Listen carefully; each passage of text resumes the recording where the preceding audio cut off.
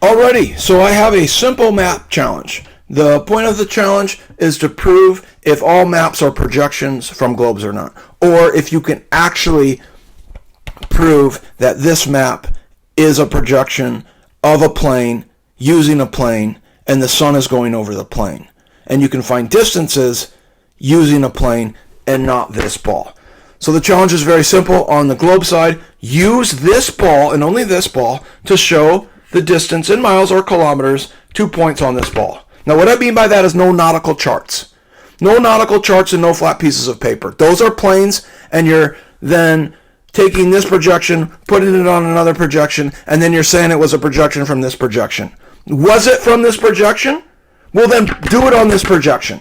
You guys are saying that all maps are projections off of this ball.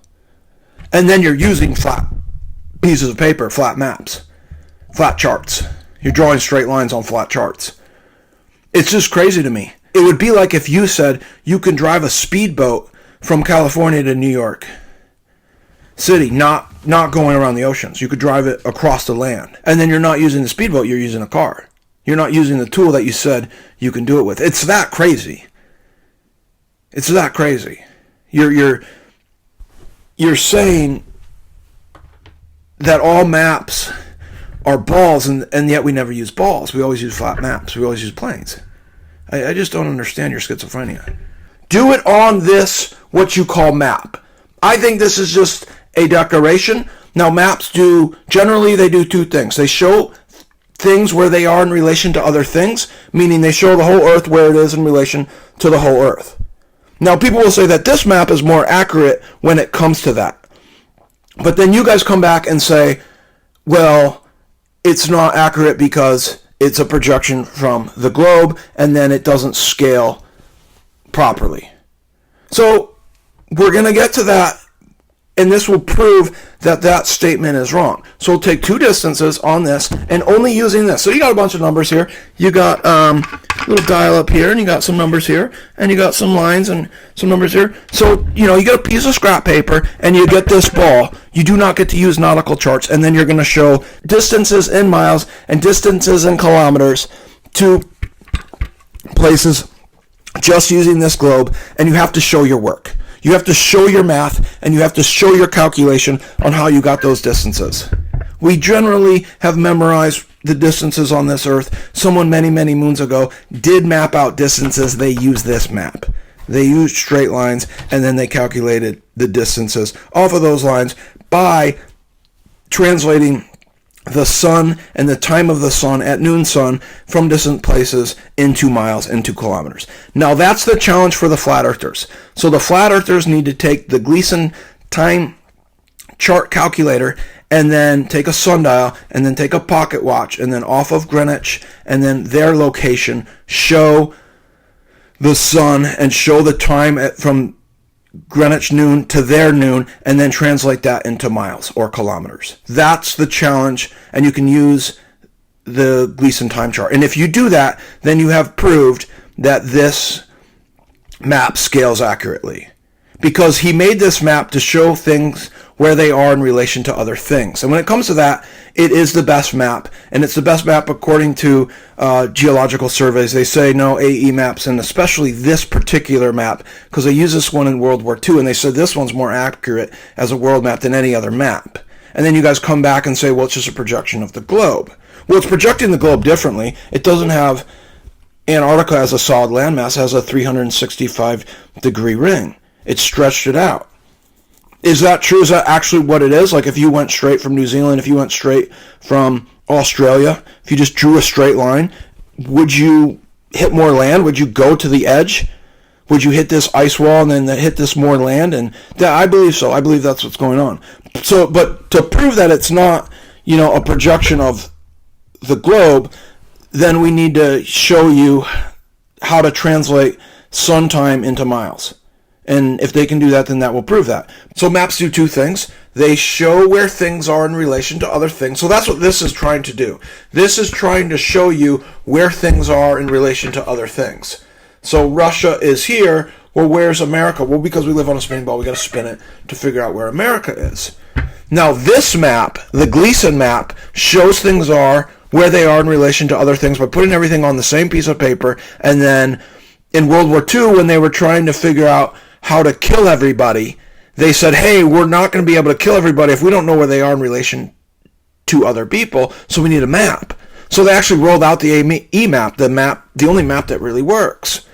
Now, it is true that all maps are distortions. This ball here is not to scale of the Earth, and this map here is not to scale of the Earth as well. If you want to put a proper scale together, you need to know the size. To get the size, you know the distance. So Gleason did a time calculator. The only thing you can use is a little scrap piece of paper and this ball. And then take 2 spots from this ball, use these lines, use these numbers, do your math, use your Hassan algorithm, and get the distance, please. Only using this. Don't use a nautical chart. A nautical chart is based off of a plane. Don't project it onto a plane. If you have a ball and this is not a plane, why do you need to project it onto a plane in order to get your information? Is it because the Earth is actually a plane? Because if it's actually a ball, you should be able to get what you want from the ball. If we actually use this for navigation, you say we do, so do it. And don't use flat pieces of paper. Also, don't use computer screens.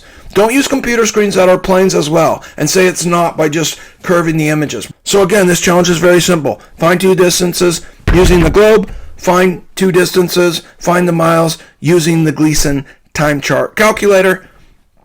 You can only use those 2 objects. You can use scrap paper for your math, and the flat earthers can use a sundial, and they also can use a pocket watch, and the globers have to use their ball. They have to use their spinning ball, because that's what we live on. That's the challenge. Show your work, show your work, show your work. It's very easy to cheat, because we do have computers, and someone already has figured it out. Someone flew over this Earth on a hot air balloon many, many moons ago and figured out where everything was, and they just wrote it down. They wrote it down by drawing straight lines off of north, and yes, it does distort the images when they put it on the piece of paper, because every map is a distortion. You are not putting the true size on your piece of paper. Then once you do another distance, that will then distort the other areas. That's why there are local maps, and that's why there are world maps. This is supposed to be a world map. It's really just a decoration. This right here, the Gleason map, is a world map. It doesn't show local distances. It has a scale. It has a sun scale. And then off of that, it proves that it was off of a plane and not a spinning ball. Now, it's not designed to show you the miles. It's designed to show you where things are in relation to other things. That's the point of this map. To show you where California is in relation to China, in relation to Russia, and in relation to all the other places all at the same time, and the poles. The transpolar relationship. That's the biggest part of this map. Is the South Pole a central area? Is it just one concentrated landmass or one concentrated mass like this ball? Or is it a circumference? It's a circumference.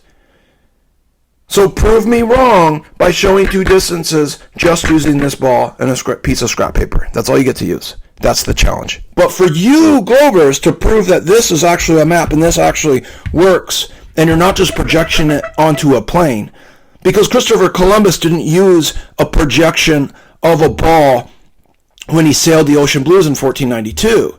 He used a zero projection map not based off of a globe. There were guys making globes in 1492. Now, they never used them to navigate. They didn't use globes till like the 1940s. This then was patented again in like the 1940s, and they say it's an actual map. If it's an actual map, then use it as a map, please.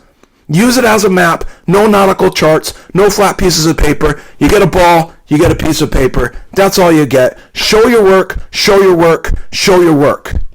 Good luck.